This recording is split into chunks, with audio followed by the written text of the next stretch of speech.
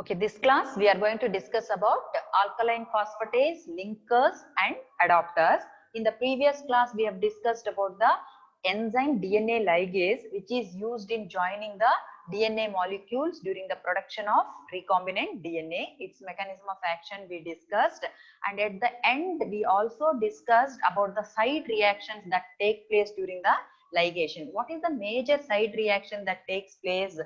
Always there is possibility for the formation of recreation of original plasmid or the vector without the incorporation of foreign DNA. That will be the major undesired or unwanted product that forms during the process of recombinant DNA technology, which is why the selection of the recombinant DNA molecule produced becomes difficult.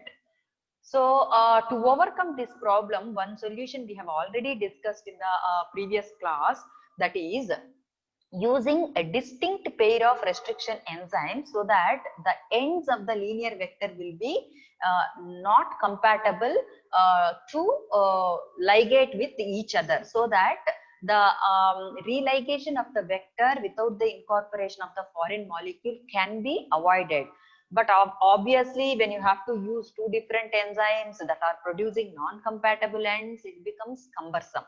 So, as an alternative approach, in order to avoid the religation of vector without the incorporation of foreign DNA during the process of DNA ligation, we can use an enzyme called alkaline phosphatase.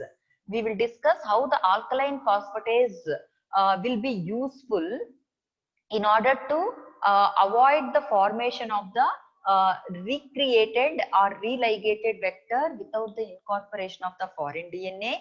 For the similar purpose, we also have molecules called linkers and adapters. These are also molecules which are used during the production of recombinant DNA in order to, of course, avoid the, the formation of the recreated vector, one thing, and the application of this linkers and adapters is to increase the efficiency of blunt ended ligation. I will discuss more details when I come to linkers and adapters. Now let's start with the alkaline phosphatase, what are the properties of this enzyme and how it is useful in recombinant DNA technology. All right. Alkaline phosphatase, as I mentioned earlier, if it is inconvenient to use two restriction enzymes, just now I mentioned, in order to avoid the religation of the vector without incorporation of foreign DNA, one approach is to use a pair of restriction enzymes, so that the linear vector fragment uh, so here the point I would like to mention is, if you feel inconvenient to use the restriction enzymes, as I told you, it becomes cumbersome using two restriction enzymes producing the non-compatible ends. If you think it is inconvenient, then in that case, the linear vector fragment may be treated with this enzyme called alkaline phosphatase after the restriction enzyme digestion. So alkaline phosphatase, any phosphatase enzyme, what does it do? It removes the phosphate groups. Similarly, this alkaline phosphatase also removes phosphate groups from the 5' ends of the DNA molecule. While discussing about the mechanism of action of DNA ligase, I mentioned that the availability of phosphate group at the 5' end is very important for the ligation reaction to take place. Obviously, during the ligation, what happens? There is formation of phosphodiester bond. So when this alkaline phosphatase removes the phosphate group which is attached at the 5' end, in that case the linear vector will be unable to ligate into a circle. But still, why it will be unable to ligate into a circle? Because there is no phosphates available for the ligation reaction to take place. But still, ligation in the presence of target DNA can still proceed, because there is presence of phosphate group at the 5' end of your target DNA. So that phosphate group will be sufficient to form the phosphodiester bond at the cut site. But definitely both the strands will not be sealed. The remaining nick in the other strand of the DNA, that can be repaired by the cellular mechanism after transformation. We studied extensively during the repair mechanisms in the second semester of your molecular biology. If there are single-stranded nicks present in the DNA, we have cellular repair mechanisms which will repair these single-stranded nicks. So, after the transformation, the single-stranded nicks present in the DNA will be repaired by cellular DNA repair mechanisms. So, I will go to this slide so that the diagrammatic representation is there, how this alkaline phosphatase enzyme work. So, here if you see, here we have taken the example of plasmid vector. You all know plasmid vector is a circular molecule. Obviously, if you are using this circular plasmid vector for your recombinant DNA production, to incorporate the foreign DNA, you need to linearize the vector. So for that, you have to cut it with the restriction endonuclease. When you cut with the restriction endonuclease, depending upon the enzyme you have selected, it produces cohesive ends, blunt ends, whatever it is. So here it looks like it is cut with the restriction enzyme. Phosphate groups are present. Always after the restriction enzyme digestion, the 5' end will have the phosphate group and the 3' end will have the free hydroxyl group. Similarly, here also you will see phosphate group at the 5' terminus and the free hydroxyl group at the 3' terminus. So here our problem is during the ligation reaction, in addition to our desired product where our fragment DNA is incorporated and ligation takes place, the unwanted side reaction that happens is without the incorporation of the fragment DNA, it gets ligated. So the original vector molecule is formed without the incorporation of the foreign DNA. So this is as it is religated in the presence of ligase, which we don't want, isn't it? Similarly, in addition to this, one more one more linear vector can come and get ligated here. Our interest is the foreign DNA incorporation, but the unwanted reactions that can take place here are without the incorporation of the fragment DNA or the foreign DNA, it gets ligated. So the original vector is formed. Or in addition, the another linearized vector can get incorporated here and that will be formed as dimer. So these are the unwanted side reactions that will take place. To avoid this, one solution is using alkaline phosphatase. So to the linearized vector, if you add alkaline phosphatase enzyme, what happens? The phosphate groups from the 5' end will be removed.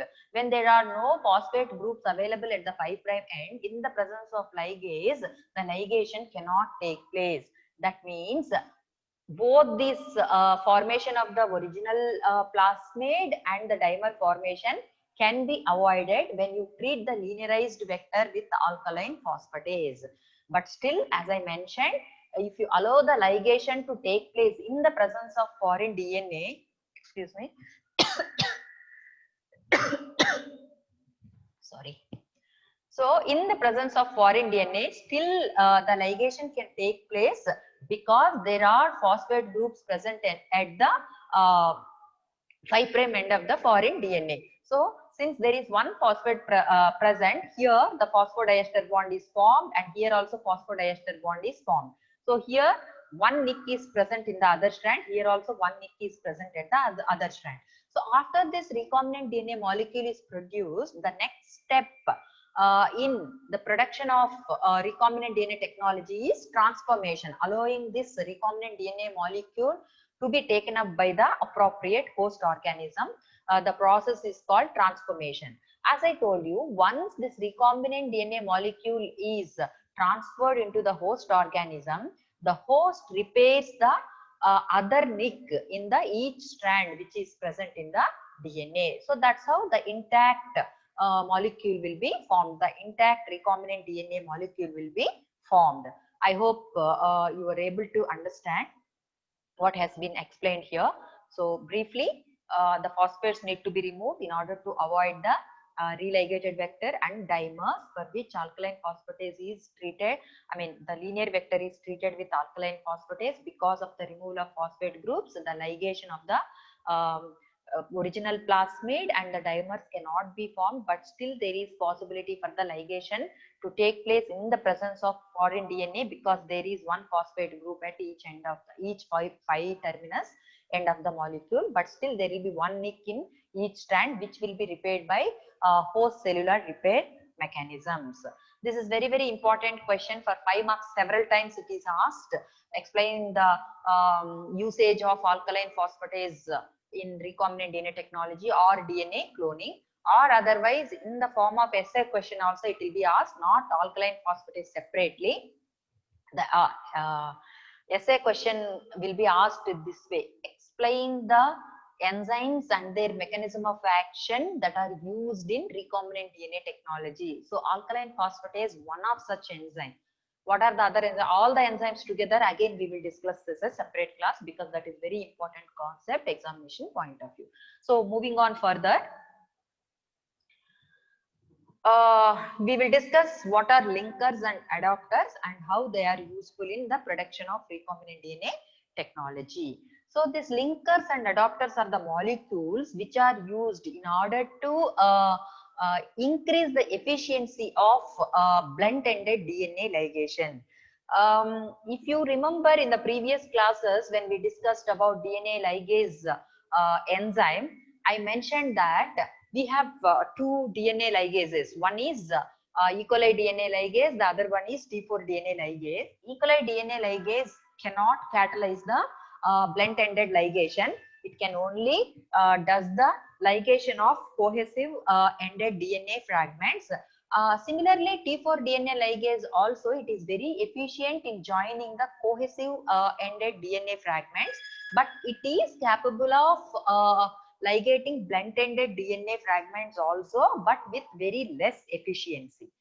What if the situation, the foreign DNA is blunt-ended and it has to be incorporated into the vector molecule? As we have been discussing, since the blunt-ended ligation is very, very inefficient process, we need to look for options in order to increase the efficiency of this blunt-ended ligation. That's where people used these molecules called linkers and adapters. So what are these linkers? These linkers are nothing but short double-stranded synthetic oligonucleotides. Decameric linker molecule, one example is given. So these linkers are short double-stranded synthetic oligonucleotides which are provided with a site for restriction enzyme. If you look at this example, this is a linker molecule which is provided with a site for the restriction enzyme EcoR1. So how do we use them? So these linker molecules will be allowed to ligate to the foreign DNA at the both the ends. You see this dark shaded fragment is foreign DNA. Linker molecules are light shaded molecules.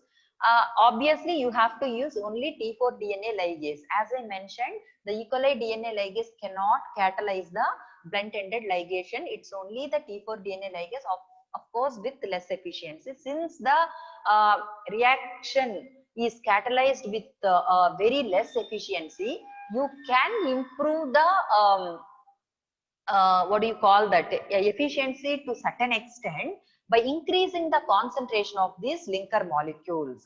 If there is more concentration of these linker molecules are present, and this can be carried out in the presence of T4 DNA ligase. So as I told you, these linker molecules are also blunt-ended. Remember that linker molecules are also blunt-ended. So these linker molecules are allowed to ligate with the blunt-ended foreign DNA at both the ends in the presence of T4 DNA ligase. So you can have only one molecule ligated at each end, but you can also have two molecules ligated at each end. It happens. So these are all the possible products that can be formed. So after this linker molecules are ligated at both the ends, you treat the molecule ligated with the linker with EcoR1. Remember, it is provided with the site for restriction enzyme. Here in this example, it is EcoR1. So when you treat with EcoR1, what happens? It cuts the linker molecules at both the ends. So what happened because of cutting? The cohesive ends are formed. Now this is the foreign DNA with the cohesive ends at both the ends. So our problem is solved. So always the ligation with cohesive ended fragments is very efficient, that can be easily carried out. So you can allow this foreign DNA fragment with the cohesive ends to be ligated to the vector molecule, which is cut with the same eco R1. Then only there will be compatible ends and this can take place. And after they are joined by annealing, because of the presence of these compatible ends, the nicks can be joined by the action of DNA ligase, because the phosphodiester bonds will be formed here. So that is how the blunt-ended ligation can be carried out with the use of these linker molecules. These linker molecules are short double-stranded synthetic oligonucleotides which are provided with a site for restriction enzyme. When you allow these molecules to be ligated, when you treat with the appropriate restriction enzyme, the cohesive ends are formed, then it will be easy to ligate it into the vector. So easily the recombinant DNA molecule can be produced with greater efficiency. I hope you are able to follow. So quickly we will repeat once again. Joining the fragments with cohesive ends by DNA ligase is a relatively efficient process. That has been used extensively to create artificial recombinants. But if there is situation of joining the blunt-ended fragments, in that case, that is only possible with the ability of T4 DNA ligase. The E. coli DNA ligase, it will not catalyze the blunt-end ligation except under special reaction conditions. Blunt ligation is mostly applied to joining blunt-ended fragments with the usage of linker molecules. These are synthesized decameric oligonucleotides which contain site for one or more restriction endonucleases. The molecule will be ligated to both the ends of the foreign DNA to be cloned, and then it will be treated with the appropriate restriction enzyme to produce sticky ended fragments. Then it will be incorporated into vector molecule that has been cut with the same restriction endonuclease. Then insertion by means of linker, it creates restriction enzyme target sites for each end of the foreign DNA. That's how it enables the foreign DNA to be excised and recovered also after cloning and amplification in the host bacterium. I hope this is clear for you. Now moving on to the other set of molecules which are used in blunt-end ligation. But one problem that is associated with the use of linker molecules is that these linker molecules are provided with one restriction enzyme. Of course, later after the ligation, the same restriction enzyme will be used if you want to recover the foreign DNA that is incorporated into recombinant DNA molecule. The problem is, what if the same restriction site is present within the foreign DNA? What will happen if the same restriction site is present within the foreign DNA? When you treat it with the enzyme in order to form the cohesive ends, that may cut the foreign DNA also. In that case, the fragment will be in that case, the foreign DNA will be cloned into 2 or more fragments. The intact foreign DNA will not be retained. Okay. So in that case, what you need to do is you have to really analyze the foreign DNA, what are the sites present in the foreign DNA, and you have to go for the linker that is provided with the site other than the sites that are present in the foreign DNA, right? And that also becomes problem if the foreign DNA is very large fragment, if it has sites for several restriction enzymes. In that case, it really becomes a problem while treating the foreign DNA plus linker molecules with the restriction enzyme in order to produce the cohesive ends. That is why we have another set of molecules called adapter molecules. These adapter molecules are also synthetic double-stranded oligonucleotides that have got preformed cohesive ends. Because they have preformed cohesive ends, there is no need of treating with the restriction enzyme which is present in the linker molecules, right? I hope you are able to follow. These adapters are also synthetic double-stranded oligonucleotides that have got pre-formed cohesive ends. And here another thing what you can observe is the 5' terminus does not have the phosphate groups. So they also have the hydroxyl group, and this property is incorporated here in order to avoid the self-polymerization. If the phosphate group is present, instead of this going and binding to the foreign DNA, these molecules, several molecules can be ligated with each other, so that the polymerization of the adapter molecule takes place, which we don't want. So to avoid that also, or in addition to again treating these adapter molecules with alkaline phosphatase to remove the phosphate, all that becomes cumbersome. So it is produced in such a way that it has preformed cohesive end, so that the treatment with the restriction enzyme can be avoided. And the 5' terminus also does not have any phosphate group, only hydroxyl group is present, so that the self polymerization can be avoided. So when you allow these adapter molecules that have got preformed cohesive ends to ligate to the or to join to the foreign DNA, and of course the foreign DNA is blunt ended, that's why you need either linkers or adapters during the process of producing recombinant DNA. So when you allow these adapter molecules to be ligated to both the ends of the foreign DNA in the presence of DNA ligase, of course the DNA ligase requires ATP molecule as a cofactor. So the desired ligation is both the ends are ligated with the adapter molecules that have got preformed cohesive ends. Of course at the 5' end you do not see the phosphate groups, but you require the phosphate groups for the ligation to take place, is it not? Because they need to have the phosphate groups at the 5' end. Later, after the ligation of the adapter molecules to the foreign DNA, you treat the foreign DNA plus adapter molecule with an enzyme called polynucleotide kinase. This polynucleotide kinase also requires the presence of ATP for its action. What does kinase do? Always phosphatase removes the phosphate groups. The opposite action is by the kinase enzyme. Kinase enzyme adds phosphate groups in the presence of ATP. So at the 5' end you have the addition of phosphate groups. Students, please remember what are all the enzymes we have discussed so far. In the beginning we discussed restriction endonucleases, then ligases we discussed, then we discussed about alkaline phosphatase, then we have also come across polynucleotide kinase. These are all the enzymes we have already discussed. As I told you earlier, the question will be asked, explain the enzymes that are involved in recombinant DNA technology or used in recombinant DNA technology. All these enzymes with their mechanism of action and their application in recombinant DNA technology, you need to explain for the essay question as per the university format. Okay. So I hope you were able to follow till here. With the treatment of polynucleotide kinase in the presence of ATP, the phosphate groups are attached.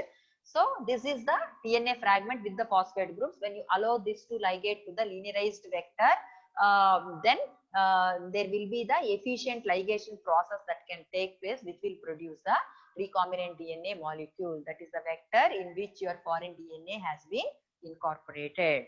Moving on further, just to have a quick revision, the restriction enzyme which is used to generate the cohesive ends when we use the linker molecules also can cut the foreign DNA at the internal site. In that case, the foreign DNA will be cloned as 2 or more subfragments. One solution to this problem is to choose another restriction enzyme which is not present in the foreign DNA. But what happens if the foreign DNA is large and if it has several sites? In that case, choosing the right enzyme becomes problematic. Another solution could be methylating the internal restriction sites with the appropriate modification, methylase. In that case also you can avoid the cutting within the foreign DNA when you treat with the restriction enzyme. All this is when you use the linker molecules. But one generalized solution they have come up to tackle this problem is using the chemically synthesized adapter molecules that have got pre-formed cohesive end. If you take the example of blunt-ended foreign DNA containing internal BAMH1 site, I hope you are able to follow. take the foreign DNA that has internal BAM H1 site, which is to be cloned in the BAM H1 cut vector. In that case, you can use the adapter molecule called BAM adapter molecule that has one blunt end bearing the 5' phosphate group. The blunt end has the 5' phosphate group, and BAM cohesive end which is not phosphorylated. For the adapter molecules, the cohesive ends are not phosphorylated. As I told you, that is in order to avoid the self-polymerization. Moving on. The adapter can be ligated to the foreign DNA as I have shown in the diagram. Then the foreign DNA plus added adapter will be phosphorylated with the polynucleotide kinase at the 5' termini, and it will be ligated into the BAM H1 site of the vector, because the vector is also treated with the BAM H1. If the foreign DNA were to be recovered from the recombinant with BAM H1, what will happen? It will be obtained in two fragments, because remember the foreign DNA has site for BAM H1.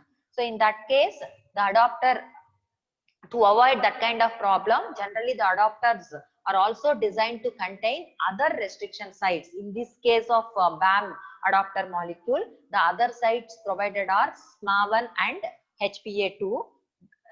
By providing these sites, we will be able to recover the foreign DNA from the recombinant DNA molecule after the amplification. The same thing I repeated once again by taking the example of BAM adapter molecule in case of the foreign DNA that has BAM H1 site, and that has to be incorporated into the vector that is cut with BAM H1. So after the recombinant DNA molecule is produced, if you want to recover the foreign DNA after cloning, if you use BAM H1, what will happen? That will be recovered as two fragments. So in that case, the adapter should have other property of providing the sites for other restriction enzymes. So during the recovery, instead of BAM H1, you can use these other restriction enzymes, so that the foreign DNA you will be able to recover intact. Same thing once again explained here. Use of a BAM H1 adapter molecule. This BAM H1 adapter molecule is a synthetic adapter molecule that is ligated to the foreign DNA. This is used in the 5' hydroxyl form, as I mentioned, to prevent self-polymerization. Then the foreign DNA plus the ligated adapter will be phosphorylated at the 5' termini for the ligation to take place. Then that will be ligated into the vector which is previously cut with BAM H1. This is similar to the information explained here. So here the adapter molecules are ligated, they do not have the phosphate group.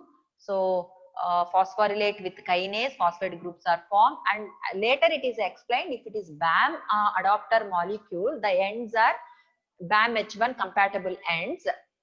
And the example also explains that it has site for BAM H1. In that case, how do you do? So in that case, the vector also should have been cut with BAM H1 and it produces recombinant DNA. In that case, for the recovery, if you use BAM H1, what will happen? The foreign DNA will be cut into two fragments. In order to avoid that, the BAM adapter molecule is provided with the sites for other restriction enzymes, so that the incorporated foreign DNA can be retrieved in the intact form. That is what I was trying to explain. So that is all I wanted to discuss in today's class. We have discussed about alkaline phosphatase, which is used to avoid the side reaction that takes place in the ligation during the process of recombinant DNA technology. Then when there are examples of blunt-ended ligation, since E. coli DNA ligase cannot catalyze this reaction, only T4 DNA ligase is the one that catalyzes the reaction, but with very less efficiency. So in order to overcome that kind of difficulties, we have linkers and adapters. I explained how linkers and adapters are used in recombinant DNA technology in order to enhance the blunt-ended ligation. Definitely the reference for this topic also Walden, Primrose, and little bit information from the molecular biology by Turner. Walden Primrose is shared in the Google groups. I think that book is available with you, and Turner is also available with you. Please refer and take care of it. Till now, we have discussed in recombinant DNA technology the restriction endonucleases, which can be asked as essay question. DNA ligases for 5 marks separately, it can be asked. DNA ligases, even linkers, adapters can be asked for 3 marks question.